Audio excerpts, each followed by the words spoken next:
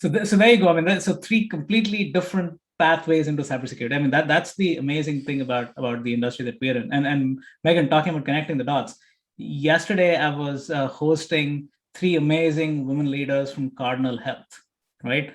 And get this, one of my guests, Brittany, was talking about, and she's the BISO at Cardinal Health, and she was saying one of her interview questions was, "What makes you you?"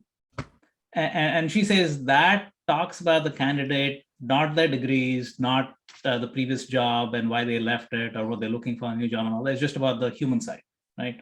And again, talking about healthcare, so I'm going to make the connection. But the point is, I think these are so important, right? What you're talking about over here. So again, let's stick with you, Megan. So myths about getting into cybersecurity. What myths did you think you harbored that have been broken, and realities that you did not know existed that are starting to show up? So for me, I think a big thing was that you have to have a highly technical background. So I'd always been kind of interested in cybersecurity. It was just, one of those buzzwords, like you'd hear people talking about it. But again, coming from a background where I was in the humanities, not the sciences, I was just kind of like, well, like I'm interested in tech, but I don't have that. So I have to probably take like another 5-10 years and really get into coding and really get into, all that kind of stuff. And I do think it is helpful. Like, I got my like Security Plus certification. And so having kind of a more like rounded background, I don't want to completely go away from the technical side, but you just don't have to be very technical. I'm more interested in like the governance, risk, and compliance side of things. So, because again, being more of like a policy background oriented person, I like doing like talks and presentations and writing up processes and things like that. So there's just so many different elements of cybersecurity that you can get into that, like, if you think you're not just interested in doing I don't know, like trying to hack things, or if that is something you're interested in, that's fine, but if that's not what you're trying to go for, then there's a lot of opportunity there. Got it. So any realities that you did not know existed that you're encountering right now? Like realities, I would say still like the I guess when I started cybersecurity like pathway, I didn't realize how many aspects of Mhm. cybersecurity there are. It's like a little overwhelming, honestly. And that was like the first part of my journey, was trying to somewhat narrow down what I was interested in doing. Because I'd just say, yeah, I'm interested in being an analyst. And then it's like, okay, well, like, what does that mean to you? Like there's so many different pathways you can take. So having someone to kind of lead you or help you in that direction is helpful, because they'll show you just different charts on like what different paths you can take. And like, while that is nice to see all the opportunity, it's like it's a lot of information to take in at one time. So Awesome. So Mahfouz, coming to you again, myths, realities. Realities. I would say the biggest one would be, there is no one way to get to where you want to be. So by that I mean, and I'll be brief because we can talk about that by itself for a whole podcast. What Megan mentioned, that's a whole podcast episode by itself, the breadth of cybersecurity. So, we're summarizing. We're all going to be summarizing. So if I can summarize, I'd say before I even got into IT, there would be these companies, nothing wrong with them generally, but there'll be these companies that say, join our course for however many pounds. We will take you through, and you'll learn this, you'll learn that, you'll do this, you'll do that, then we'll help you get a job. And I think it's human psychology. We want life to fit into nice tidy boxes. That's why we stay in education, often as long as possible. Not that there's anything wrong with that, but I'm saying, we want to go from secondary school to A level to university to a master's to PhD, and we want everything to fit in nicely. But sometimes, or not sometimes, but I'm saying there is no one way. And this is the three of us here are a testament to that. Everyone's got wildly different routes into cyber, and there's only three of us here. So it's people I know told me when I was trying to get into cyber, they said, do a couple of years in IT, then do a couple of years as system administrator, get your Linux experience, then do a couple of years in blue team, then get to pen testing, which is what you're interested in. And I thought, really, is there no better way? Can I not just skip to the good stuff or whatever I want to do? Because I know that once I'm in X role, all the previous years potentially may have been wasted. So you want to, I think people, I would like people to know that there is no one way to do it. Everyone's on a different journey. Don't be afraid to chart your own course, is what I'm trying to say. Got it. I mean, that's great advice. Kavisha, what myths, realities have you encountered? Okay, so first myth, like you should have the experience around it, like 2-3 years at least. Like, yeah, few years ago it was like that, but now if you notice, right, all companies are open for the freshers, even though college graduates are getting opportunity to directly get into this field, right? And second most common myth, like I when talk to the students, right, different who just in the second or third year might be.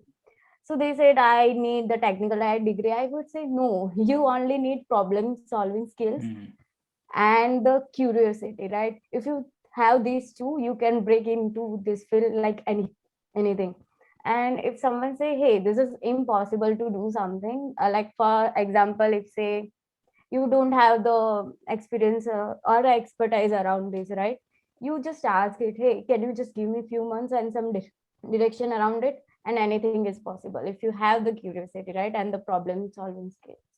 Yeah, so these are the myths that, hey, you need some experience or there's nothing around it that you need the experience. If you have the problem solving skill, it's possible. And the discipline, I would say. Yeah, no, I think that's so. The reason I was smiling is because I've heard this curiosity, critical thinking, which is problem solving skills, and discipline from my CISOs, right? So again, just making the connection, right? It's what you're saying is so resonant, right? Increasingly, there's less and less focus on college degrees or even certification to some degree, right? It's like, hey, what can you prove? So talking about mentorship again, Kavisha, I know you do a lot of this, right? You kind of just alluded to it. I know you have a talk even tomorrow, and you've talked about Amazon and lots of other things about identity theft. And so talk a little bit about how, while I'm sure there are mentors in your life, the way you're giving back is also creating a following of people who are learning from you even as you're journeying. So talk a little bit about how you've accumulated that skill set to be able to give back while still learning. So what I would say, don't reach out to mentor directly. Okay, first build yourself and then think that, okay, first help yourself and then you will get help automatically. If you think, right, when I started reporting issue to government website, right, that this is the first time I have been noticed, or maybe I get activated on LinkedIn, I would say. That time I listed like more than 25 issues to government, right? And that eventually listed out as my top security research, and that's fine, right? But eventually I got one of the good mentor that he would say, okay, how do you find it and how do you get into this list? Okay, I'm having the 5 years of experience, I don't know. So I say, I just do it. But the catch is, I just know how can you find the issue, but I was not aware about basics because I was hardly having any experience around it, right? I just learn it and do it and hands-on, but I was not clear about the fundamentals. So that way I got clear with the web security, right? And the cloud security, if you think, right? So in the company itself, I have to like in the free time, right? We have to just explore AWS. So I just learn it. I find like, hey, this is so fascinating, and I learn it, and then I communicate with the other employee or use areas or the Bharat, right? So I communicate, hey, if I have any doubt, I just ask them. So this is how, or I don't afraid, okay, if I have the question, I can reach out to any, I just try to solve any question in my head, otherwise I don't sleep. So that's maybe this is the key. I was able to contribute. Okay, now if you come to contributing, right, I don't think so I'm mentor for anyone. I just wanted to contribute because in my past days, rise, like I was facing issue that like I want to know where's the people, how do I get to know? Mm. Then I got to know this the conference thing is going on, you get more knowledge. So I was like, okay, I learn it, I just start contributing, so people like me who just facing the issue, they might get the knowledge around it. So this is how it's all started, and people started noticing me, and I just get the confidence and started speaking at conference like OWASP or DEFCON, you can say. Yeah, so this all it started, and I would say there is no one mentor. I learned from each of you. Like if anyone comes, right, and they have something to input to give, I just learn it. Either it could be BTech person or the experienced person. So yeah, just I ask the question in front. It's amazing. Sometimes I ask dumb question as well, so that's all right.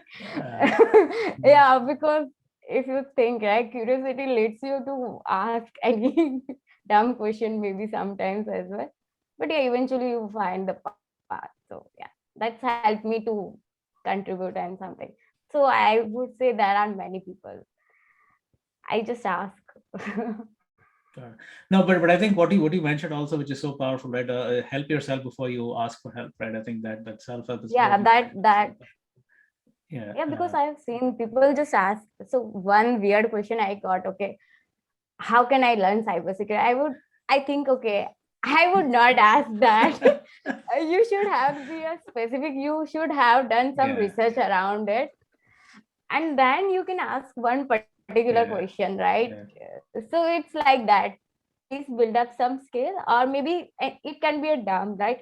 You don't know, but you know something, right? Now you can ask if I'm going in a specific direction, yes or no. So Yeah. this is what the mentor come in the picture. He or she Absolutely. might give you proper direction. Correct. And also, I think one of the things that again, obviously, this is something that all of us know, but we still forget it, which is everybody has increasingly less and less time, right? So the more specific you are, the more that you've proven that you've done your research and asking a question that they can actually help with, Yes, gives you amazing results, right? So exactly. so Megan, I know you and I connected again talking about mentorship and mentees, right? You have a mentee who's been on the show before, Anthony, and Anthony said, "Hey, by the way, you should talk to Megan." So whether or not you consider yourself a mentor, he does, right? Which means others do too. So talk about how that, again, going back to what Kavisha was talking about, right? I mean, as you're journeying, as you're giving back, even as you're learning, how does that evolve for you? Yeah.